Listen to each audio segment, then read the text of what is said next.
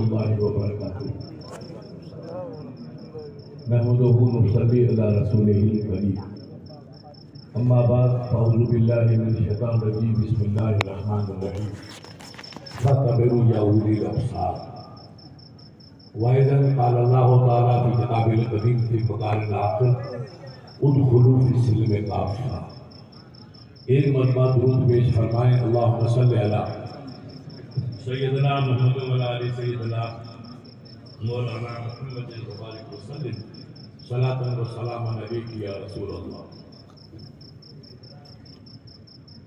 ہمارے کئی ایک علماء کرام نے آپ کے سامنے اپنے تاثرات اور اپنے دل کے جذبات نماز مغرب کے بعد سے لے کر ابھی تک پیش کیے۔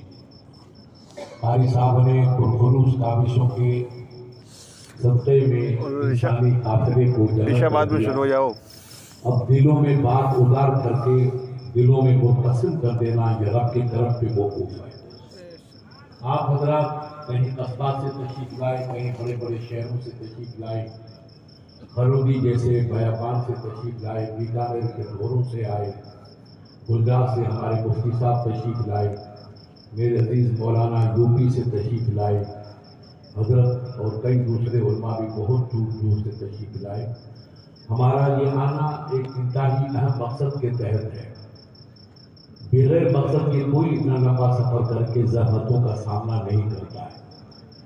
اللہ نے آپ حضرات کو یہ توفیق بخشی کہ آپ دین کے اس معاملے میں اور دیندار کی آواز پر دین کی گفتگو سننے کے لیے اپنا قیمتی وقت صرف کر کے چھوڑ کر کے یہاں تشریف لائے۔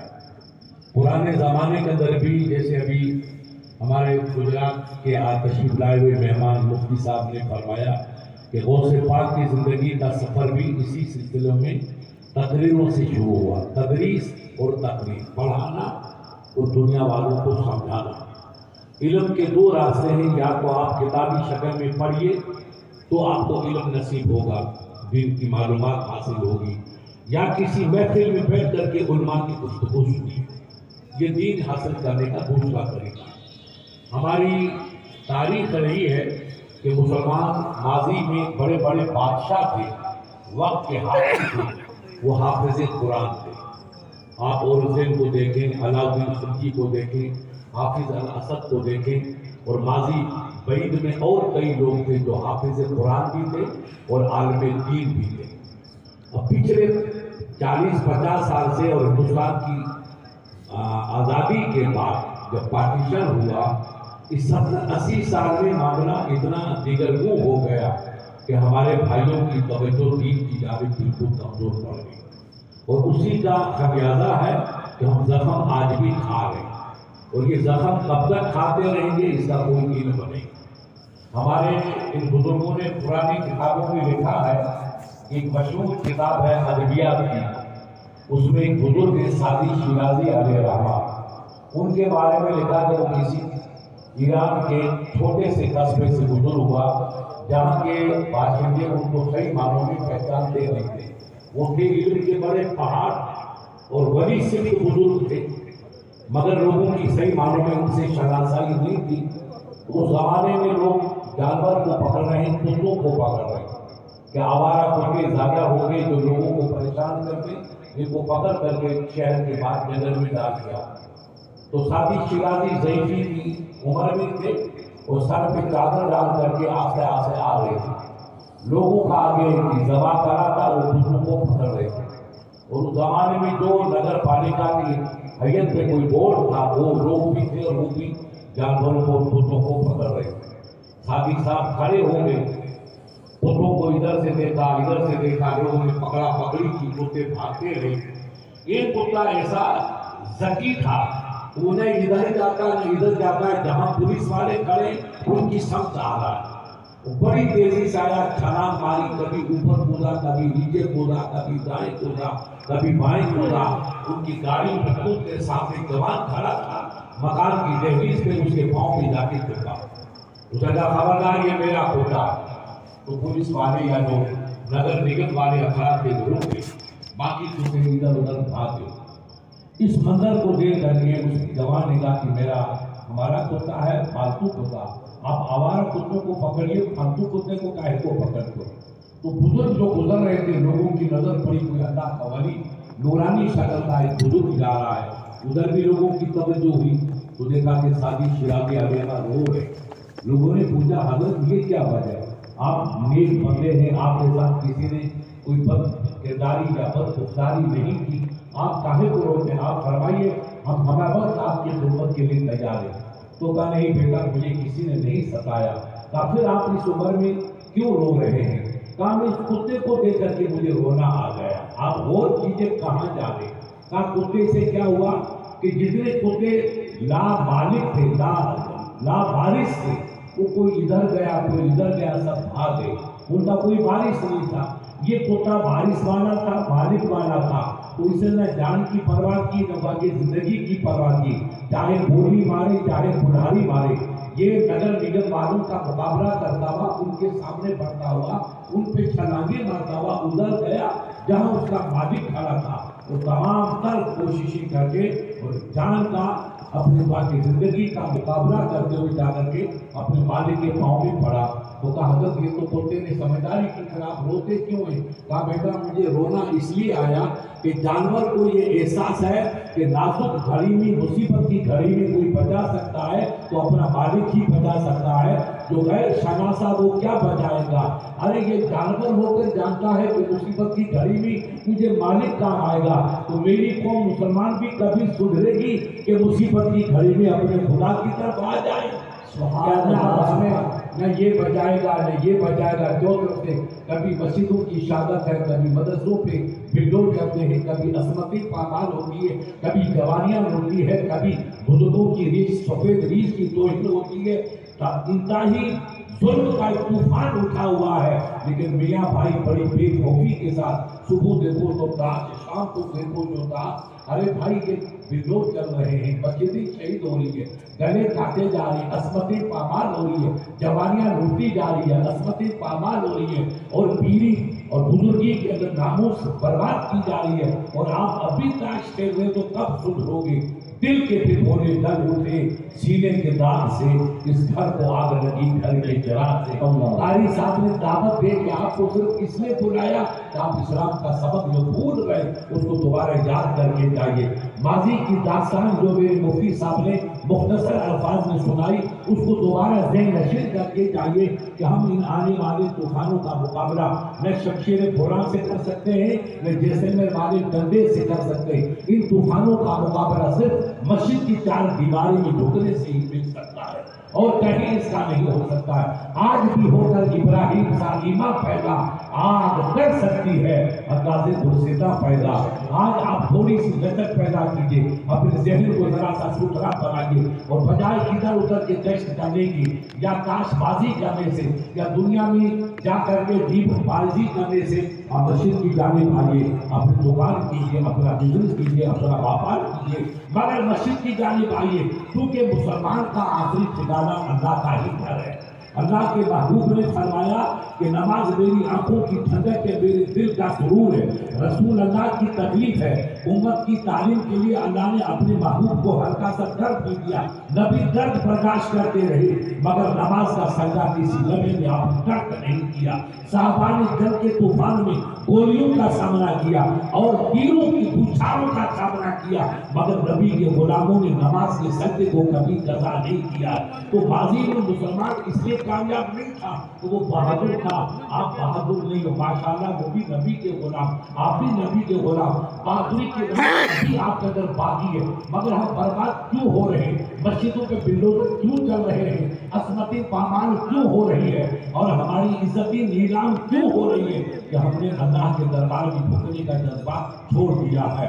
یہ ایک سجدہ جسے تو گرا سمجھتا ہے دیتا ہے ہزار سجدوں سے نجات۔ آپ خدا کے دربار میں تو آئیے، مسجد میں سرخم تو کیجئے، ایک ندامت کا آنسو تو ٹپکائیے، پھر دیکھنا کہ رب کی رحمت جوش میں آتی ہے کہ نہیں آتی ہے۔ آپ کا خیر مقصد کرنے کے لیے رب کے فرشتے تیار کھڑے ہیں۔ یہ تمام آندھیاں، یہ تمام ظلم کی تاریکیاں، یہ چھٹ سکتی ہے، مگر شرط یہ ہے کہ آپ کو سنبھلنا ہوگا، اپنے بچوں کو پڑھائیے۔ ہم مخالف نہیں ہیں آپ ہندی پڑھائیے، انگلش پڑھائیے، جدید تعلیم پڑھائیے. ہمارے علماء کے ساتھ جاتے، ہمارے علماؤں کے بھی بچے کالجوں میں جاتے ہیں، یونیورسٹیوں میں جاتے ہیں، جدید تعلیم حاصل کرتے ہیں. آپ کا بچہ ڈاکٹر بنے گا تو ہمیں خوشی ہوگی، وہ قوم کی ملت کی خدمت کرے گا. آپ کا بچہ IAS یا IPS بنے گا تو ملک کا بھی نام روشن کرے گا، قوم کا نام بھی روشن کرے گا. اللہ کے نبی کے صحابہ بھی اسی پوسٹوں پہ رہے، اللہ کے نبی کے صحابہ بھی ڈاکٹر رہے. سرکار فاروق اعظم کو دیکھیے، ایک دو صحابی کو چھوڑ کے باقی تمام صحابہ کرام مجاہد جانباز رہے، جنہوں نے میدان جنگ میں اپنی زندگی کو گزارا. تو آپ اپنے بچوں کو پڑھائیے، دنیا میں واقعی کوشش کیجیے، دولت کے حصول کی جدوجہد کیجیے. اسلام قطعی آپ کو انکار نہیں کرتا، مگر خدا کے لیے اسلام کو پہچانیے، اسلام کو سمجھیے، اپنی ذمہ داری کو سمجھیے. ایاز قدر خود پہچانا، ایاز تو اپنی قدر کو پہچان تو زمانہ تم کو عزت دے گا. اگر تو خود اپنے کو نہیں پہچانے گا تو زمانہ تیری قدر کبھی نہیں کرے گا. آپ ادھر آنے والے، جیسلمیر والے، بارڈر والے، بیکانیر والے، کبھی جاٹ بھائی ہمارے کھیتوں میں کام کرتے تھے، وہ بکریاں چراتے تھے.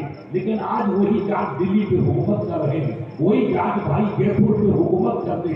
ہمارے ادھر شاہجہاں کا علاقہ ہے، بھرتپور کا علاقہ، وہاں مفتی صاحب ہمارے کون ہوتی تھی بھیڑ، جس کو یہاں بھیڑا کہتے، وہ ڈوریاں کھاتے تھے، چوہے کھاتے تھے، ان غریبوں کو روٹی بھی نہیں ملتی تھی. اور علامہ فرشتہ نے لکھا، ان علماء نے پڑھا کہ غریب نواز کے دربار میں یہ بھی لوگ آ کر کے صفائی کرتے تھے اور اللہ نے توفیق بخشی اور اسلام قبول کر کے وہ مسلمان ہو گئے. تو ان کی غذا ڈوگری تھی یا ان کی غذا جو تھی چوہا تھا. لیکن زمانے میں کروٹ بدلی، ان بھیلوں نے پڑھنا شروع کیا. ہندوستان کو آزادی کا پروانہ ملا. آنے والی کانگریس پارٹی نے برابری کا ایک اعلان کیا کہ سب برابر پڑھو. تو یہ بجائے آئے میاں بھائی تو کاش دیکھتے چلے گئے اور ان بھیلوں نے پڑھنا شروع کیا. تو آج پورے راجستھان میں 33 ضلع ہیں، 33 ضلعوں میں سے 90% کلیکٹر جو آپ کو ملے گا وہ مینا ہی ملے گا، یا SP ملے گا وہ مینا ہی ملے گا. جو قوم واقع دودھیاں صاف کرتی تھی، لوڑیاں کھاتی تھی، آج وہ دلی پہ جے پور پہ حکومت کر رہی ہے. اور جس کے باپ نے تاج محل تعمیر کیا تھا، لال قلعہ تعمیر کیا تھا، دلی کو دلہن بنایا تھا، آگرے کو نئی زندگی دے کر اس کو شاہجہاں آباد بنایا تھا، ان کی اولاد آج دودھے صاف کر رہی ہے اور گلیوں کو صاف کر رہی ہے. یہ انقلاب کیسے آیا؟ ہم کب سدھریں گے؟ کیا قاری صاحب کی ذمہ داری ہے کہ وہی مدرسوں کو چلائے، بچوں کی پرورش کرے؟ نہیں، جیسی قاری صاحب کی ذمہ داری ہے، قاری صاحب کی ذمہ داری ہمیں مجبور کرتی ہے ہم اپنے بھائی کا ساتھ دیں، ہم اپنے بزرگوں کا تعاقب کریں، ہم ان کے پیچھے چلیں، وہ بچوں کو تیار کریں، اہل علم بنائیں، دنیا کی تعلیم بھی دے رہے، دین کی تعلیم بھی دے رہے. یہ بچہ آگے چل کے انشاءاللہ اور کچھ نہیں کرے گا تو اپنی ایمان کا تو تحفظ کرے گا، اہل خانے کے ایمان کا تحفظ کرے گا. ہم اپنے بچوں کو چاہے دنیا کی تعلیم دیں، اس کے ساتھ اپنے بچوں کو دین کی تعلیم دو. آپ دیکھیں گے کل پرسوں میں کہیں ادھر گیا تو اتفاق سے غیر مسلمان کو میں نے دیکھا، اس کے ہاتھ میں لکھا جے شری رام. وہ بکریاں چلا رہا ہے، اتنا اس کا ذہن اس کا بدل گیا تو اس کو احساس ہے کہ مجھے اپنے دھرم کا پاس رکھنا ہے. تو بکری چراتے ہوئے جے شری رام لکھا ہے. اور آپ اپنے مسلمانوں کی محلے میں رہتے اور مسجد کے دامن میں رہتے، آپ کو سبحان اللہ کہنا نہیں آتا ہے، السلام علیکم کہنا نہیں آتا ہے، ماشاء اللہ کہنا نہیں آتا ہے، تو ہم کیسے اسلام مانیں گے؟ ہم کس طریقے سے اسلام کو بتائیں گے؟ ہم کیسے اسلام کی خدمت کریں گے؟ بیٹا، نعروں سے اسلام نہیں بچے گا، عمل سے اسلام بچے گا. اگر آپ اسلام کی حقیقت کو سمجھنا چاہتے ہیں تو ان مدرسوں کی مدد کیجیے اور اپنے چھوٹے سے چھوٹے گاؤں میں مدرسہ قائم کیجیے، چھوٹا سا مکتب قائم کیجیے. 2-3 مہینے تک بچوں کو پڑھائیے، 1-2 سال تک پڑھائیے، کلام پاک اردو پڑھائیے، پھر بچوں کو اپنے ادارے میں لائیے. حضرت اب یہ بچہ میرے یہاں قرآن پاک پڑھا، اردو پڑھی، آگے آپ کلام پاک پڑھائیے، عربی پڑھائیے، تیلگو پڑھائیے، آنند کا کورس کروائیے اور ہندی بھی پڑھائیے. تو آپ کا بچہ یہاں سے پڑھ کے جائے گا. ایک زمانہ تھا کہ لوگوں کو نماز جنازہ پڑھانے والا نہیں ملتا تھا، یہ خود میں نے دیکھا، لیکن آج الحمدللہ ریت کے ٹیلوں میں آپ کو حافظ قرآن ملیں گے، عالم دین ملیں گے، اور وقت کے واقع اچھے عالم ملیں گے۔ یہ سب ان مدرسوں کا صدقہ ہے۔ میرے عزیز نے صبح یا شام کسی نے قصہ بیان کیا تھا ڈاکٹر اقبال کے بارے میں۔ اقبال کو اس کے دوست نے، اقبال صاحب یہ مدرسوں میں کیا رکھا ہے؟ خانقاہی مولوی لوگ وقت کو ضائع کرتے ہیں، ہم کو کالج میں جانا چاہیے، علی گڑھ میں جانا چاہیے، بنارس میں جانا چاہیے، عثمانیہ یونیورسٹی میں جانا چاہیے، اپنے بچوں کو ڈاکٹر بنانا چاہیے، اپنے بچوں کو IAS IPS بنانا چاہیے۔ تو اقبال غمگین ہو گئے، کہا بیٹا تو کیا بات کرتا ہے، تیرا دماغ کہیں ماؤس تو نہیں ہو گیا؟ کہا حضرت اس ملا گیری میں کیا رکھا؟ دیکھو ذہن کیسے بدلتا ہے۔ یہ انگریزی تعلیم کا نتیجہ تھا۔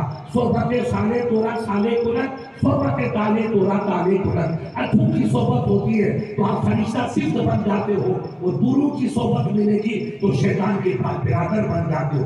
بروں کی صحبت انسان کو برا بناتی ہے۔ اٹھنا بیٹھنا ان کے ساتھ رہا تو ان کا ذہن بگڑ گیا کہ مسجد میں جانے سے کیا ملے گا، مدرسوں میں جانے سے کیا ملے گا۔ اقبال جہاں تھا، اس نے دین یہاں بھی پڑھا اور دنیا یورپ میں پڑھی۔ جرمن سے اعلیٰ قسم کی ڈگریاں لے کر آیا۔ اس نے یورپ کو دیکھا، وہاں کی بہنیت کو دیکھا، وہاں کی اریانت کو دیکھا اور وہاں کی شیطانیت کو دیکھا۔ تو اقبال کی آنکھ کھلک پڑی کا نادان کیا کہتا؟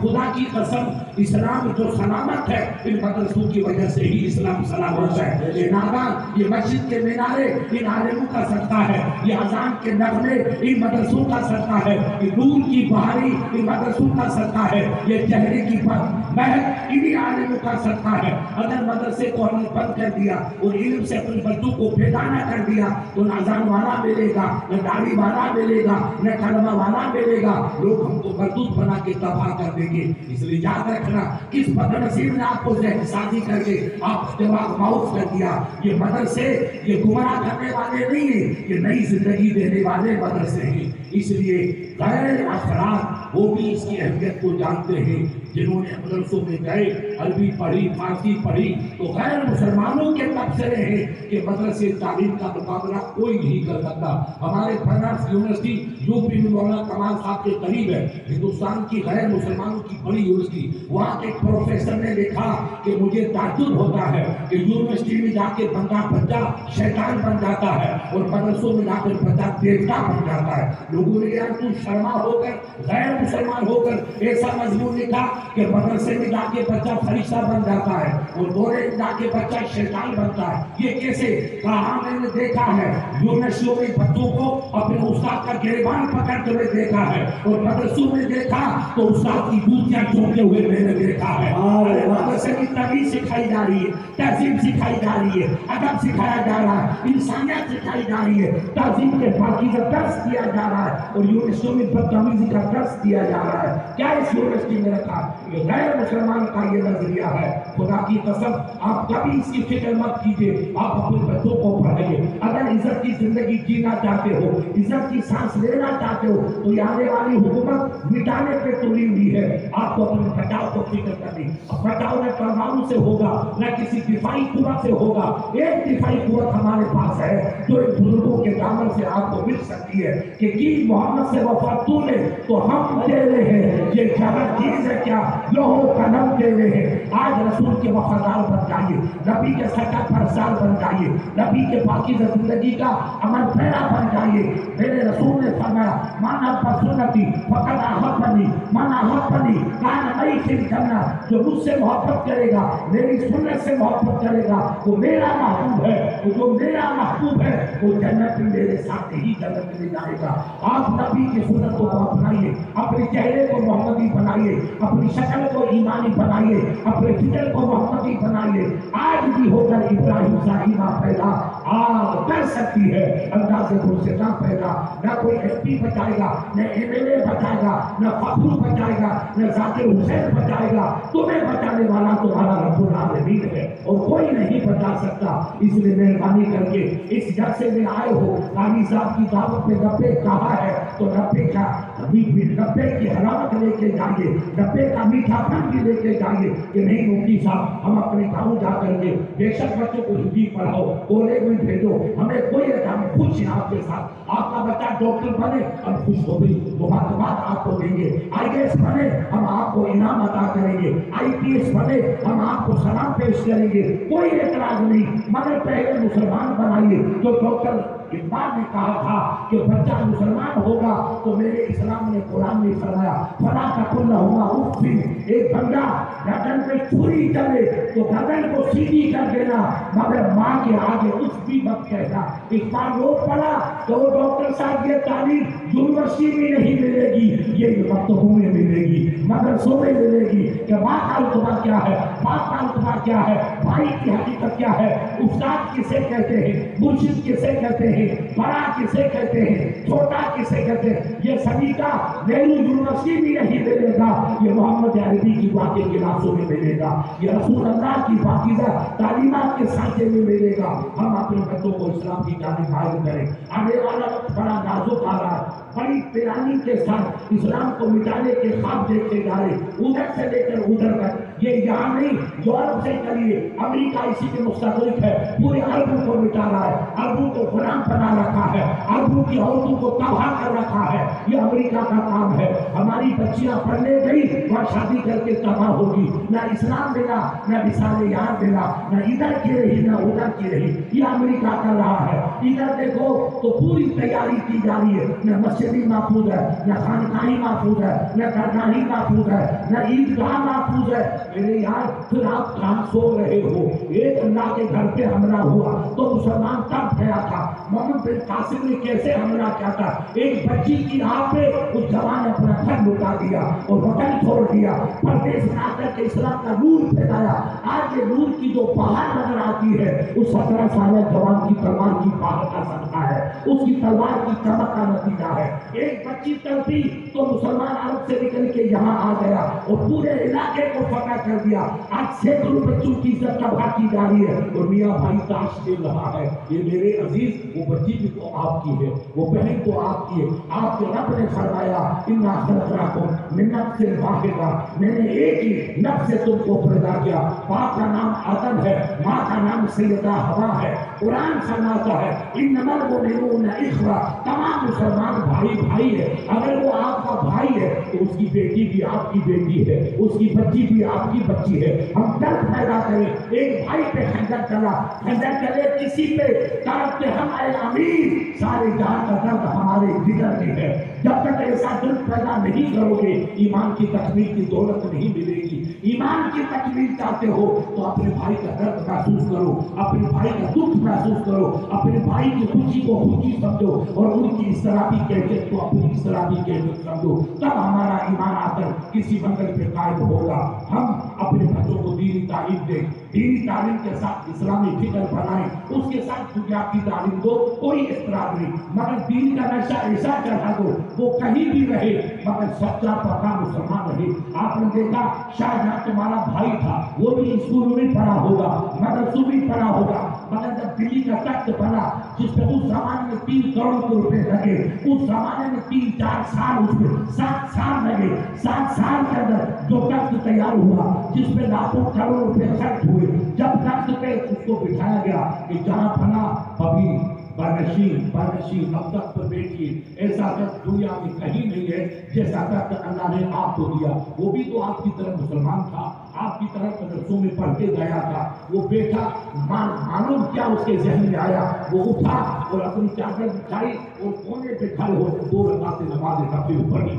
نماز پڑھ کے فارغ ہوا تو شیخ المسلمان پوچھا حضرت پوجا نماز میں خالی، یہ کون سی نماز آپ پڑھ رہے ہو؟ یہاں اس وقت نماز کا وقت نہیں. تو بادشاہ نے کہا یہ شیخ الاسلام جب یہ تخت پر بیٹھا تو مجھے ماضی کی داستان یاد آئی۔ ایک نادان بادشاہ تھا جس کا نام فرعون تھا، جس کا چھوٹا سا ملک تھا، اور اس ملک میں اس نے تخت بنایا جو میرے تخت کے ایک پائے کی قیمت کے برابر نہیں تھا۔ مگر جب فرعون تخت پر بیٹھا تو اس پہ غرور چھا گیا اور اس نے اعلان کر دیا، انا ربکم الاعلی، میں سب سے بڑا خدا ہوں، مجھ سے بڑا کوئی خدا نہیں۔ میرے ذہن میں ایک احساس اٹھا، ایک احساس پیدا ہوا، کہیں شاہجہاں تو خراب نہ ہو جائے، کہیں تو بہک نہ جائے، تیرے میں غرور نہ آ جائے۔ یہ عزت ملی ہے تو رب کا کرم ہے، تخت ملا ہے تو رب کا کرم ہے، عزت ملی ہے تو رب کا کرم ہے، یہ بادشاہی ملی ہے تو رب کا کرم۔ یہ سب نعمتیں وتعز من تشاء وتذل من تشاء کا جلوہ ہے۔ میں نے 2 رکعت نماز پڑھ کے رب کا شکر ادا کیا، مولا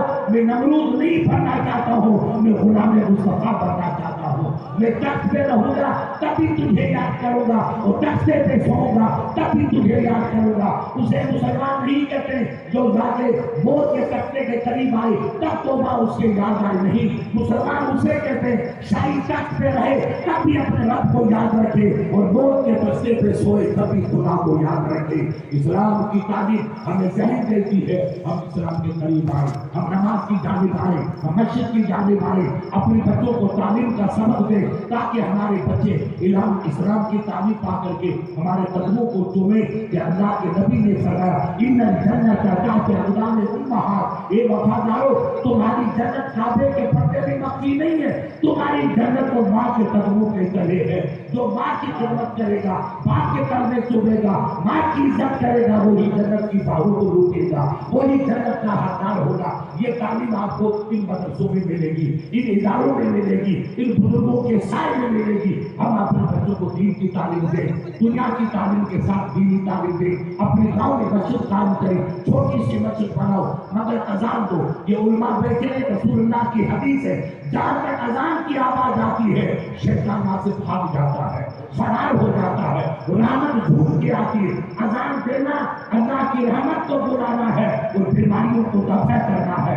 یہ نئی نئی بیماریاں، صاحب اس کو گھٹی آتی ہے، اس کو حاضری آتی ہے، ہو کر کے گاؤں میں دنیا بھر کی بیماریاں، ان کا کوئی تعلق نہیں ہے، سب شیطانی حرکتیں۔ آپ نماز پڑھیے، آپ نماز پڑھیے، آپ اذان دیجیے، انشاءاللہ آپ کی بچی کو کوئی بیماری نہیں ہوگی، آپ کے گاؤں میں کوئی بیماری نہیں۔ جہاں اذان ہوتی ہے وہاں اللہ کی رحمت برستی ہے، شیطان بھاگ جاتا ہے، وہ شیطانی حرکتیں بھاگ پڑ جاتی ہیں۔ ہم اپنے چھوٹے گھروں میں، اپنے چھوٹے قصبوں میں مسجد بنائیں۔ پکی مسجد بنانا کوئی شرط نہیں، رسول اللہ کی مسجد کچی تھی، جب بارش آتی تھی تو پانی ٹپکتا تھا، نبی پاک کی پیشانی تقدیس اقدس پہ گیلی ریت جم جاتی تھی، اس مسجد میں نماز پڑھی تو رب نے محبوب کو نامقام پہ بلایا ہے، دنیا میں اسلام کا نور پھیلایا ہے اس نبی کے صدقے میں۔ اس لیے پکی مسجد بنانا، لاکھوں روپے لٹانا کوئی ضرور نہیں، آپ چھوٹی مسجد بنائیے مگر گاؤں میں مسجد بنائیے، گاؤں میں اذان دلائیے، جہاں تک اذان ہوتی جاتی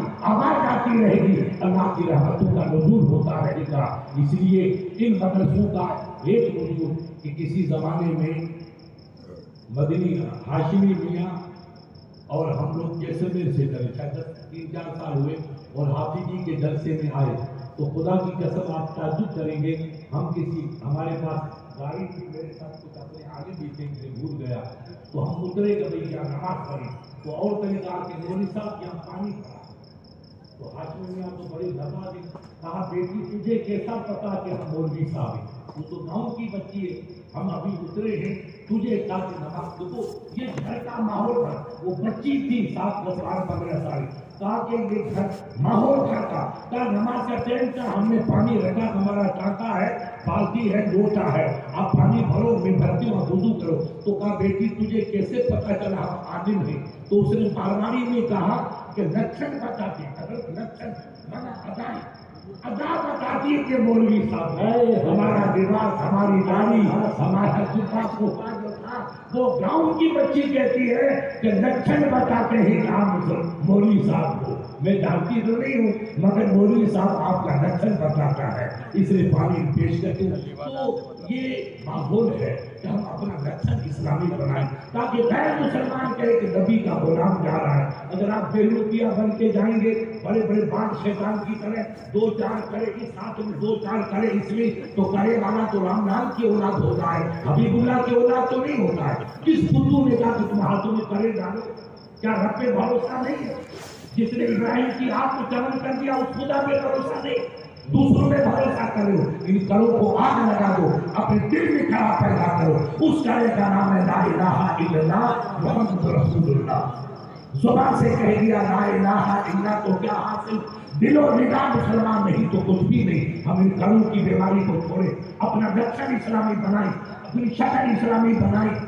हमारे मौलाना से पूछो, मैं सुबह आता हूँ जल्दी तो गैर मुसलमान उठ जाते हैं, हजरत खुदा की कसम केमत कह दो, मेरे कभी कभी आंसू आते हैं। मैं देखो तहजीब कैसी बदली। इस्लाम ने कहा कि अन्नास बिल लिबास, इंसान की रौनक लिबास के साथ है।